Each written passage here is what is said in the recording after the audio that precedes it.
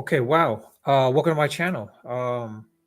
Something's caught me off guard a little bit. I tried doing some stuff with,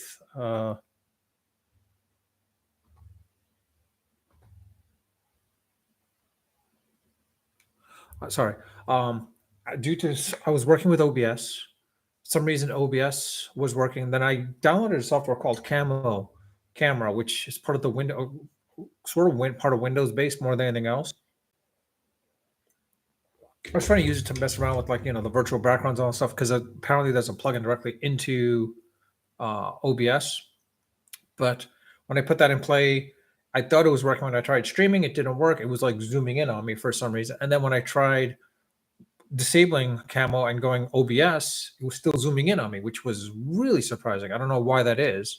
I got to figure it out and see what it is, because that was really odd that it actually did that. But in any case, let's talk about stuff right now. I know it's been a while since I've gone live, maybe close to a month or 3 weeks or something like that. I'm not sure exactly. But in any case, if you're new to my channel, you'll know that basically, if you're new to my channel, essentially what I do is when I go live, I don't have any topics on hand. I just discuss what's my moment in time, what I'm thinking of, and I go off. I don't have a script. I never script. If you see all my channels, all my videos, I don't have a script or anything like that. I just go off the top of my head and off the cuff.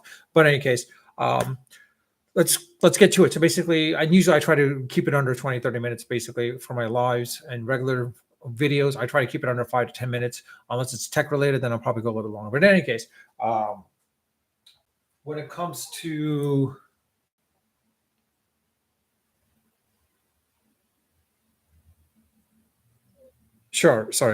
when it comes to basically the Oscars, it didn't seem as, I don't know. I wasn't overly excited, quite honestly. Seeing the opening monologue with Jimmy Kimmel, I wasn't like blown away. I thought something would have been different. It wasn't. I thought he would have done something more different, but it didn't. I mean, you had a shot to like go after Barbie a little bit, but he didn't do that. It almost reminded me a little bit of Letterman at one point when he hosted. I hate to say this, but it sounds like the Oscars are going the safe route with Jimmy Kimmel. I don't think they're going to get any comedians, anyways, or any edgy comedians for that matter. Because the fact is let's be honest. After the Joy Kai debacle with the Golden Globes, everyone realizes it's not going to happen. No comedian is going to come up there and host any of these events unless they have like a year in advance or something like that. And even still, they do that, it could kill their career in a ways. Well, not kill it, but at least there'll be a lot of blowback for them. And it's one of those things where, with this situation, most comedians, I mean, more often than not, they can go off the cuff.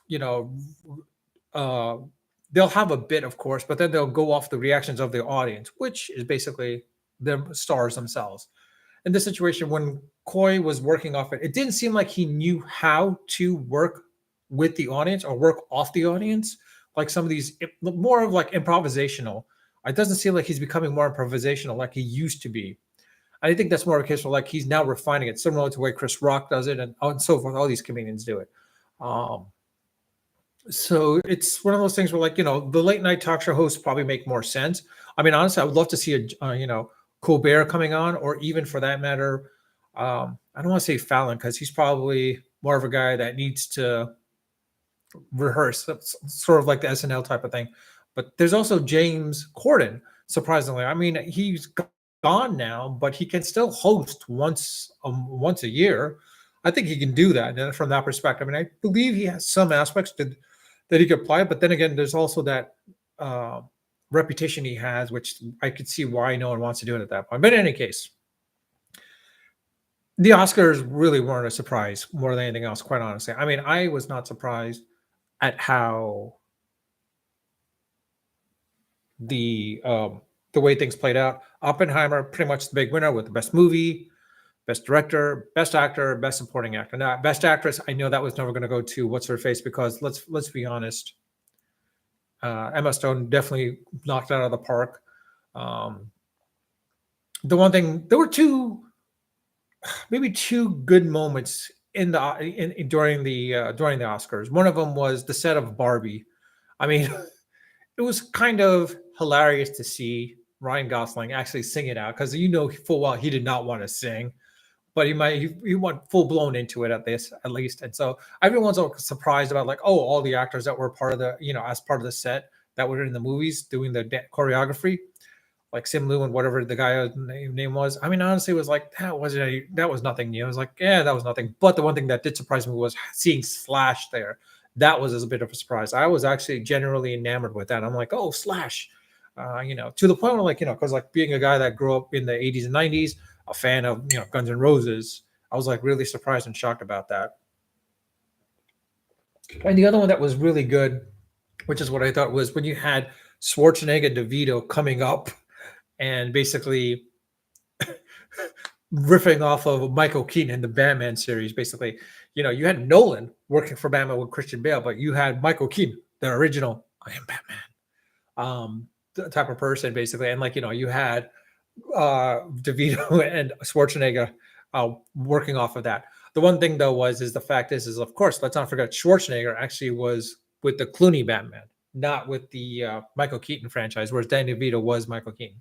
But in any case, those were, I mean, it would have been great to see DeVito, Schwarzenegger, and let's say Jack Nicholson. Then they could go after him at that point. That would have been really funny. But in any case, like I said, the John Cena bit where, coming out naked, I mean, I didn't see that happening. I didn't see that happening, but in reality, it didn't garner a reaction from him. I'm like, whatever. I don't know if it was supposed to be something that was supposed to be funny, or was it supposed to be something to the point where, well, the thing is, it sounds like he was naked, but the question is like, was that supposed to be a statement of some sort? I don't know what it is, but in any case, like I said, it wasn't anything worthy for me to essentially tweet about or post up about, basically. I was like, whatever. But in any case, it worked out from that perspective. I think the one thing that people were surprised was the animated movie. Everyone thought Spider-Man, Spider-Verse probably would have won it, or one of Disney's movies, but made sense with Heron, the boy and Heron. I mean, that was a great, fantastic movie. I'm not going to deny it. That was an unbelievable movie. I've never watched it. I've heard about it. Unfortunately, I would love to see it. I mean, Miyazaki making all these movies, he's always on par. So I would love to watch it again when I have the chance. What was I going to do? Sorry.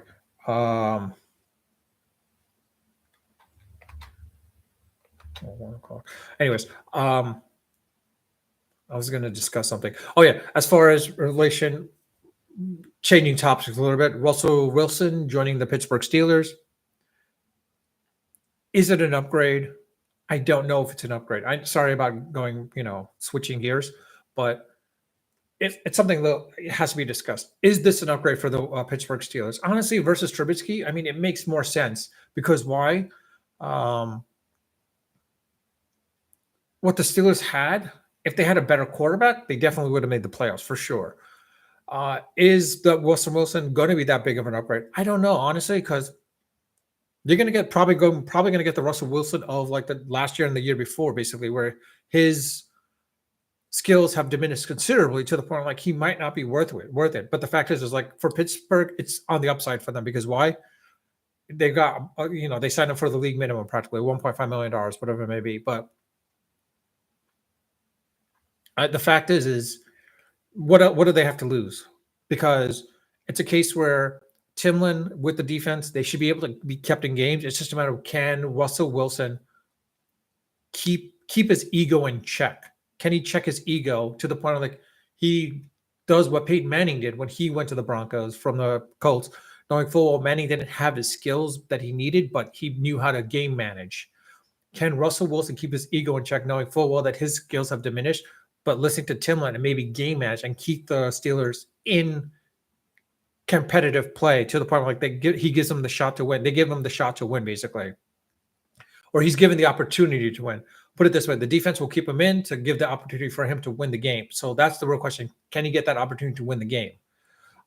It's, like I said, it's an upside. But the only thing is like, it's like the whole situation of, I'm trying to think of an analogy. would you have? Would you eat a rotten apple, or would you rather eat? Yeah, actually, would you rather eat a rotten apple or day old bread, or day not day old, but like yeah, a rotten apple or a rotten orange? I mean, look, like Trubisky is the rotten apple. The thing is, you're going to get the rotten orange, which is basically Wilson. The question is like which do you prefer? Honestly, a rotten apple is horrible, but at least with a rotten orange, there's one good thing about it is at least the orange you get your citrusy odor out of it. So like at least it smells nice versus you won't be able to eat it, but at least you'll be able to smell things. And you still get some of that acidity at that point as well too. Whereas apples, of course, with a rotten apple, try as you might try to do some applesauce, but it's still going to be bad. However you work it off. But in any case, that's what it comes down to between the two, um, between Wilson and Trubisky. So honestly, I think it's a case where like only time will tell. But in reality, is the Steelers need to make the trade. The Steelers need to essentially. Yeah, I mean, honestly, they need to trade to get a better draft pick for use the draft pick to get a quarterback because like this is the draft. They have to pick a quarterback in the draft. If not this year, for next year, at least set themselves up for next year to get a better better pick for QB in next year's draft. They've got to set themselves up because without that quarterback, they're not going to go far. So they need this. And let's see how it works. I mean, let me know your thoughts in the comment section. Do you think basically Russell Wilson gets them into the playoffs? Honestly, I'm not sure. I mean, I do read all my comments. I do respond to them when they were in response. I would like to know anyone's thought about this. Like, will Russell Wilson help the Steelers get a little bit in there to the point like they get into the playoffs? Or is this just another mistake on the Steelers' part? And basically, they should just try to build from the draft. Do you think the Steelers will actually make the playoffs at this point as well, too?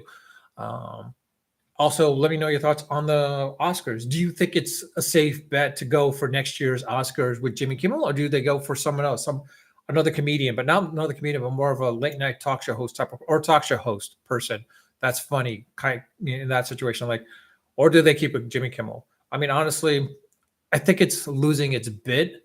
He's no Bob Hope, he's no Billy Crystal, and those were two really good hosts.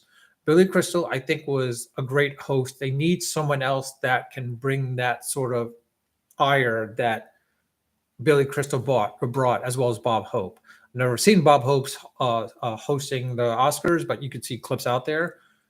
Billy Crystal, when he was hosting the Oscars, it was great. I don't see anyone else that can do that from that perspective. Maybe, like I said, well, actually, maybe James Corden, maybe Colbert.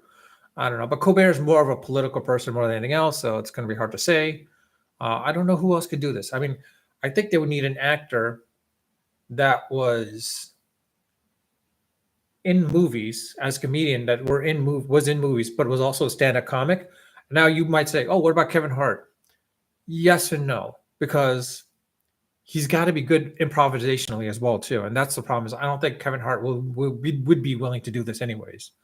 More so because the fact is like, again, comedians are probably going to turn it down because they don't want to have that bad reputation that follows them. Like Joey Coy, he's got that rap from the hosting the Golden Globes. I think he's got to wait another year before he can like sort of get back out there again because like he's got to rebuild his image up to what it is at that point. But in any case, yeah. Let me know your thoughts. As I said, I do read my comments in the comment section when they warrant a response. And also, if you haven't subscribed, please subscribe if you haven't subscribed. And if you've seen my videos from early on, from like 2 years ago, I said I would do a dance. As of the end of March 2024, so in April, somewhere in April, I will, and on my other channels, I've done this as well as other platforms, I will walk the number of steps to the number of subscribers or followers that I have. So right now, I think in this case, this channel, I think I have like 300 and some odd, 360. My other channel, I do have about 750. In my TikTok, I think I'll basically walk the one that has the highest amount of subscribers, followers. I think TikTok is my highest one where I have about 760 or something like that. So basically 800 steps. I'll walk 800 steps, easy peasy. But if I have 1,000 followers, I'll do 1,000 steps. If I have 10,000 followers, I'll definitely do 10,000 steps. If I have 100,000 followers, I will do 100,000 steps. I won't deny that. So I welcome a challenge. I mean, honestly, I wouldn't mind walking. I love walking, quite honestly. But can I do 100,000 steps? That's a little tricky part. But yeah, I will try to do that. But with that, I'll leave it at that. Unfiltered, unedited, and of course, always unrehearsed. Until next time.